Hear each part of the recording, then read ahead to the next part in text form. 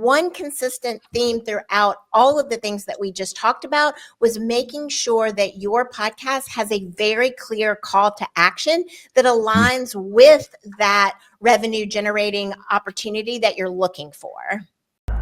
Welcome to Be Bold Branding, where we discuss the power of differentiating yourself through your own unique story and standout personal brand. What separates a podcast that builds authority from one that's just adding to the digital noise? Today, we're diving into the strategic side of podcasting with Traci DeForge, the founder of Produce Your Podcast, a premier podcast consulting and production agency that incorporates podcasting into your digital marketing strategy. She's recognized by major media outlets, including ABC, NBC, and CNN, to name a few. Join us as Traci reveals how podcasting can become the centerpiece of your business development strategy rather than just another content channel. Traci, welcome to Be Bold Branding. Well, thank you. I'm happy to be here. Yep, we're happy to have you. It's almost like we've had you before on our feed. It's just like you're already just like we know you. But for our listeners, give us a little bit of background about what led you up to doing what you do today.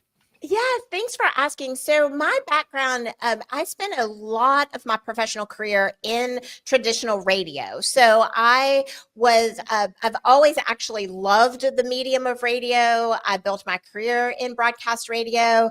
And one of the things that was so amazing about that experience was I was on the sales and broadcasting side, and ultimately when I worked the trajectory up through the company that I was working for, I was the market manager for 12 stations in the Atlanta Metro. Why that's important to what I do today is because it gave me a really good deep dive immersion into all things, not only just traditional broadcast radio, but in strategic partnerships, in advertising and marketing and promotional strategies, in really looking at all different formats from rock, pop, news, talk, country, sports. And so that level of experience and expertise I was able to carry that into when I actually wanted to start my own podcast. And I knew I really wanted to have a podcast that I could leverage for visibility, for lead generation, for sales, for my consulting company. And that's when I wanted to start my own podcast back in 2015. There just weren't a lot of full service agencies like Produce Your Podcast. So I pulled a team together to launch my own show. And then swiftly after that, I thought, you know what? There are going to be a lot of coaches, consultants, authors, thought leaders that are going to want to have a podcast that they can leverage for the same reasons. So we need a full service marketing and podcast production agency out there. And that's how Produce Your Podcast was born. Awesome. Oh, wow. We have something in common right away, Traci. I spent 18 years in the radio world. On the sales side of things, all on the sales side. And toward the end of my journey in radio, I was working with a lot of key clients to help them across multiple media platforms, from direct mail to all, of course, digital and television and radio and radio networks and weekly newspapers and all of those kind of things. So I kind of have a lot of that background of the ability to stand back and say, wait, there's a lot of different ways that you can market something, and utilizing the traditional methods of broadcast really helped so much in promoting our own podcast and actually launching our branding company as well. So we have some alignment there. But tell me this, I'm going to start with this question for you, Traci, that the podcasting landscape, as you well know, is really becoming increasingly crowded. It's still a baby industry is what I teach people. It's still a small industry comparatively, but it's getting more crowded. What differentiates shows that become valuable business assets versus those that kind of fade away? Right. Well, that's such a good point, because when I started Produce Your Podcast, which was in March of 2016, there were less than 350,000 total podcasts. So fast forward a decade, as you said, the industry has Absolutely. It's evolved, it's changed, it's grown. Now we're into the millions of podcasts. And then what does that actually mean in terms of if you're a business owner and you want to leverage that podcast for growth? Is that you have to be really clear about how you're going to differentiate not only your podcast and the brand of your podcast, but also your messaging and the types of conversations that you're going to have with your audience. Because let's say, for example, if you are a consultant and maybe you're writing a book. So do you want to leverage your podcast to create the chapters for those books so that you can have your audience engaged in the process as the book is being developed, while at the same time you're building the audience for that book release? So then you're getting really good data on engagement from where your audience is coming from, how they're consuming your content. And then ultimately that could layer into your marketing strategy for when you launch the book. Is that going to be a pre-sale strategy? Are you going to actually go and do live events in some of those markets where you have been growing your audience alongside writing the book? So there's so many different opportunities for business owners and podcasting that the number of podcasts really shouldn't be in any way an intimidating factor or even anything that you should use as a reason not to start a podcast. It really should be even more of an encouragement factor to why you should start a podcast, because it's showing now that it's more than just a nice to have for your marketing strategy. It's a need to have for your marketing strategy. Yeah. Couldn't agree more. Yeah, we're aligned completely in that belief, and it's such a great medium, actually, if people will leverage it correctly to reach their ideal customer, what we call the ideal customer, right? And the most important part about the marketing is making sure you're speaking to the right crowd. And what better way to do it than podcasting? Right. But sadly, as you know, the numbers probably far better than we do. A very low percentage of people ever make any kind of money with a podcast. It's just a total expense out, or it's an expense of time out. When just a few tweaks, you might be speaking to the right person with the right product that you can drive sales on. And so many businesses, launch podcasts without that clear ROI strategy. What's your framework for ensuring that podcasts drive actual business growth rather than just, vanity metrics, which are hard enough in themselves to get? Right. Well, again, you really have to think about what's in it for your audience and the type of podcast that you're wanting to create, because if you're looking at it as a platform to build thought leadership and to gain visibility, maybe get on more stages, then that's a different ROI for the investment of time and resources than if you are using it as a lead generation source to move people through your funnel from the top of the funnel, middle of the funnel, and then directly into a purchase. So first and foremost, you want to identify what is the objective for the ROI for your podcast. And you need to know that going into it. I think that's one of the things that working with a very strong podcast strategist or consultant on the front end of things is something that you can actually help shortcut your learning curve on and increase your opportunities for ROI, because they're going to help you navigate not only just, well, what's the format of my show? What microphone do I need? How am I going to get a guest? It's more about, once I have the right microphone, open that mic, what am I doing to generate leads, generate visibility, generate sales for my business?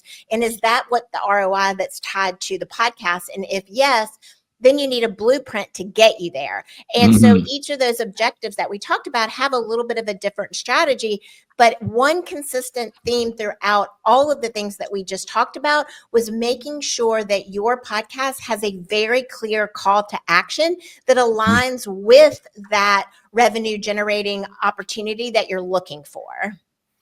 I love it. Yep. And so knowing how you start has a lot to do with how you're going to build the framework for that. We're going to put that down. We didn't tell you earlier, but we do takeaways at the end of our show right here. We're going to pull 4 takeaways, usually 3 of really good points that our speakers have brought to the audience, and I think that's absolutely one of them. For sure. Yes, no doubt. And different strategies, and we've actually done, the two major strategies so far and figured out kind of which one suits us a little bit more. And sometimes, I'd like to say to other podcasters, don't be afraid to switch that strategy up and kind of do a little A/B testing, as long as you're not completely throwing everything to the wind, right? If there's just little tweaks that help you shift into a different strategy to see which one's best, that's really worked well for us. Yes.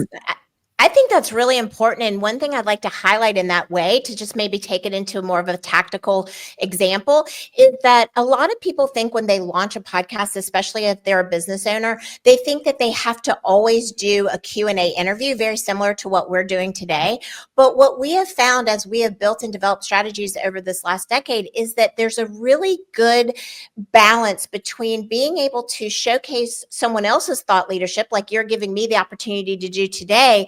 But at the same time, your audience also needs to understand and be able to have a deeper immersion into your expertise as well.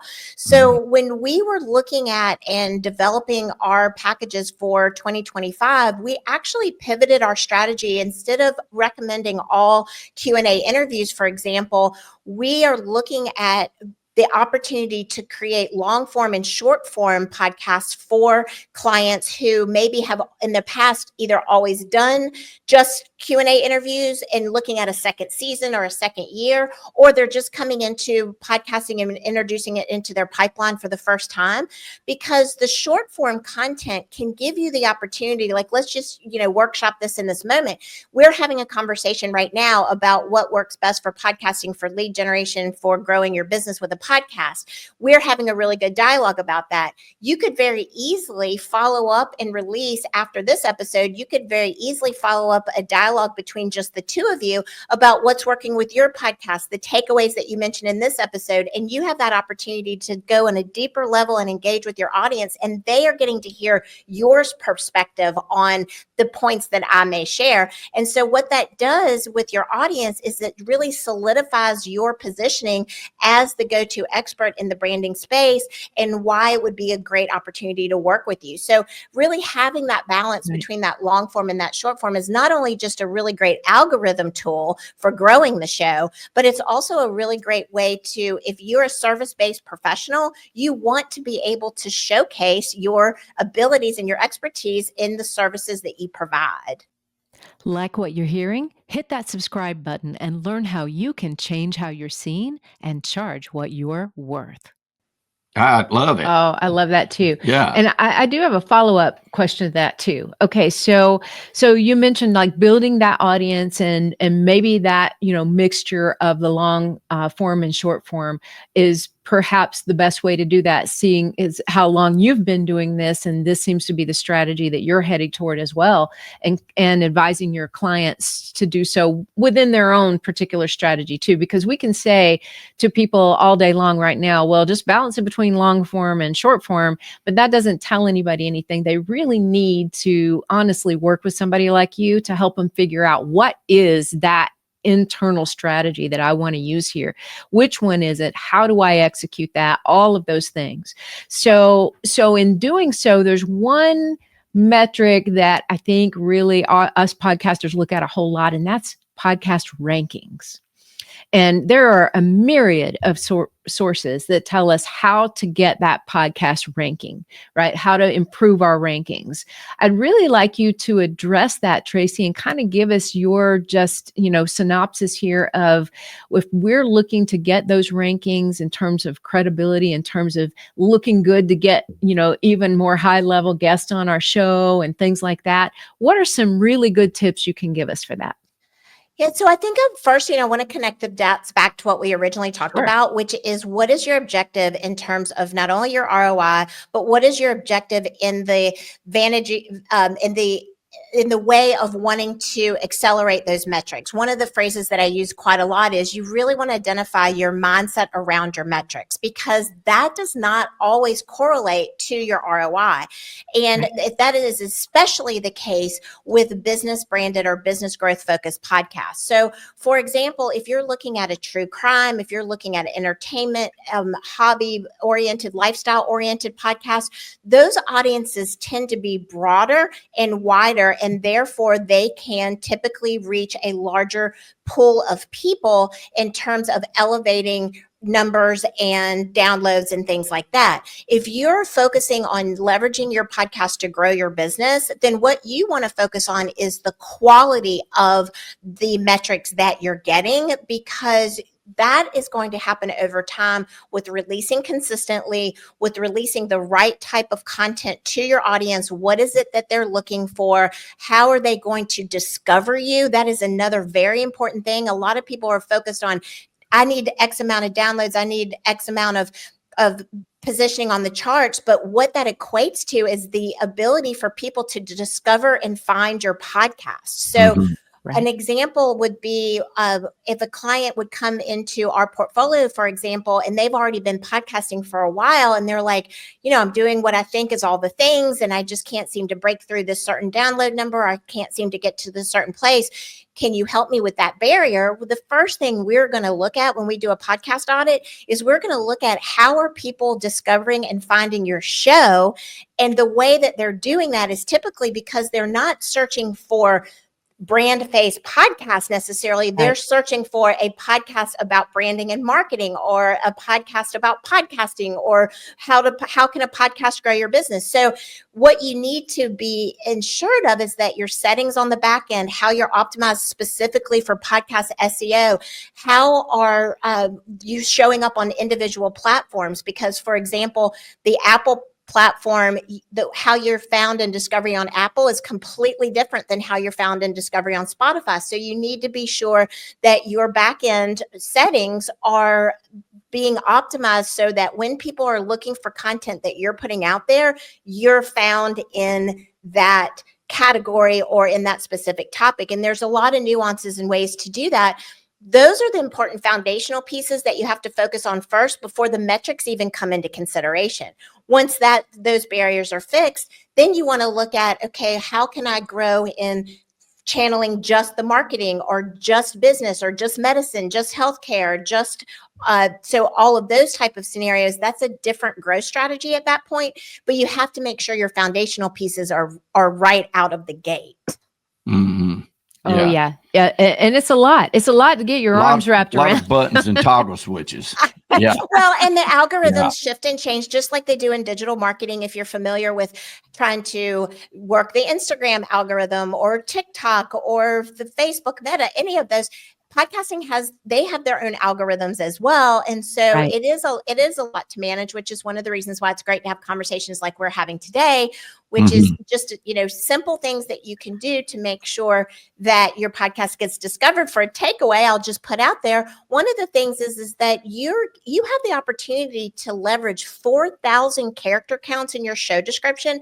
When we do a podcast audit, we almost always never see them optimize more than maybe 250 to 500 characters. And Apple and Spotify are going to truncate those first 150 to 250. So those need to be the most keyword optimized. But you need to leverage 3,500 of those 4,000 characters by putting your bio, your guest bios, names of your episodes, the type of episodes that you're putting in there, because that's going to feed the SEO component. And it's often one of those things where people launch their show and they set it and forget it. But you can go back at any time and update your show description and really make sure you're optimizing those 3,500 characters. And we say 3,500, you might be going, well, you just said 4,000. Yes, but Apple can be finicky, so they can cut you off at 3,600 for no particular reason. So that's why we recommend the 3,500, so you're meeting all the objectives on all the platforms. So that's just a very tactical takeaway for your audience to go back. If you're already podcasting, go back and check your show description. And if you're not optimizing it, that's an easy thing you can do to up-level it in just in a moment's time. Yeah, that great advice to the listeners out there. This is some things that y'all need to be taking notes on for this. And for the people that are listening here today, considering even launching their podcast, like for the very first time, they're thinking about doing this. Should I do this? What single piece of advice would you give them that to change their approach and make sure that they step off the right step? This is probably going to come as an unusual thing to recommend, but I would recommend if you've never actually been behind the mic, if you're just thinking that you have to have a podcast because everybody else in your industry or business category has a podcast, try guest booking, being booked on other people's podcasts first. Try being in targeting and working with, like, for example, of course, Produce Your Podcast offers full service guest booking as well as production.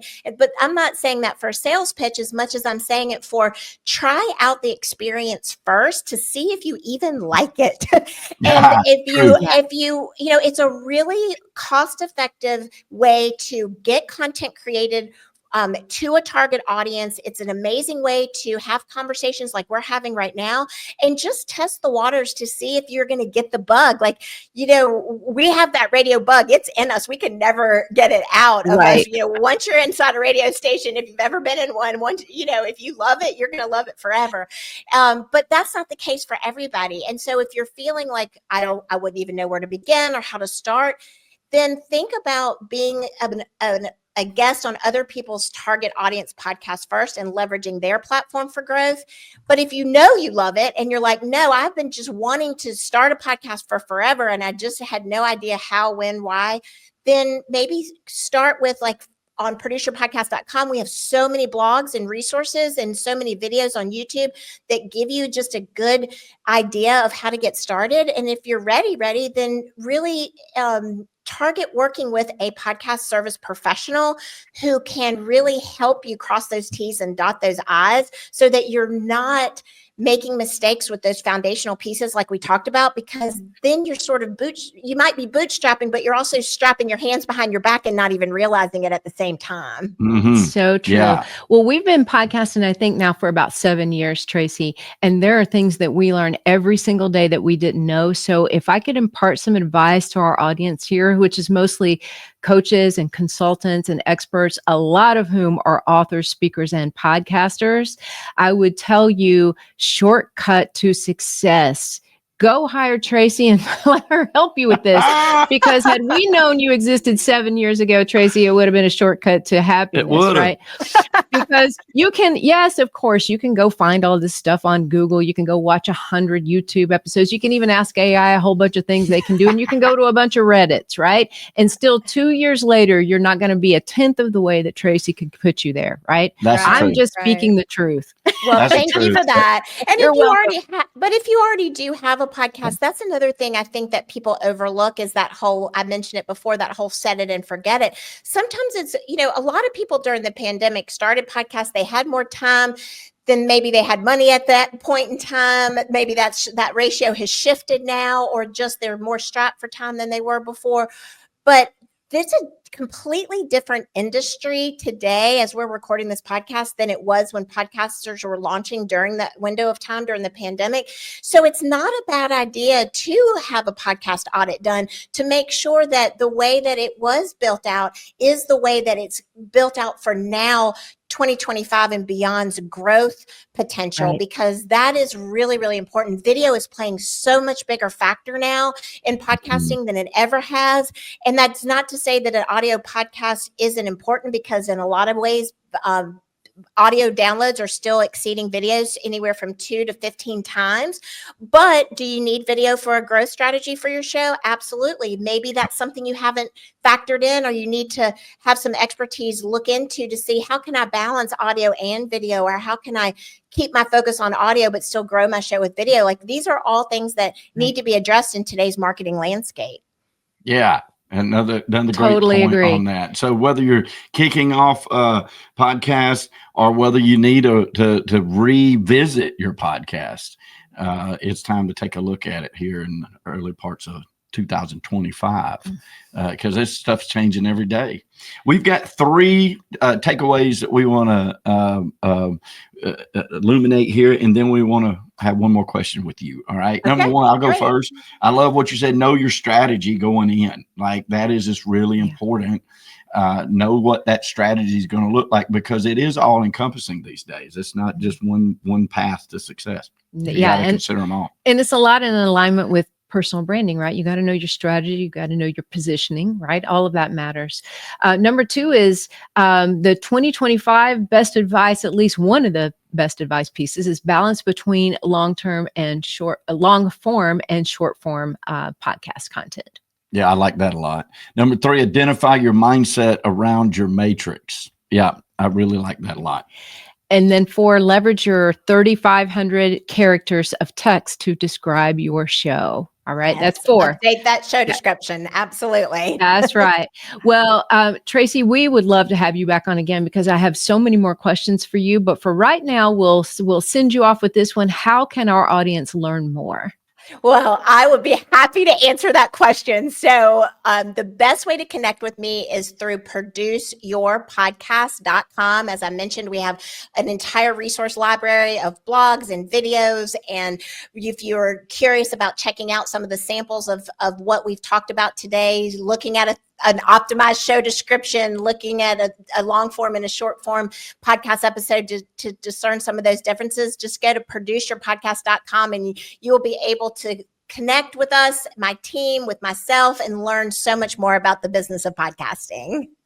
Thank you so much, Traci. It's been a pleasure to get to know you today and love your advice. Thank you so much for joining us. Thank you. Ready to change how you're seen and charge what you're worth? If you're not getting enough opportunities to meet with ideal customers, or the prospects you're meeting with just aren't ideal, it's most likely your brand that's holding you back. So if you're a coach, consultant, or expert who is on the rise, you need our ultimate guide to a freedom-based brand. Download it free now at BrandFaceGuide.com.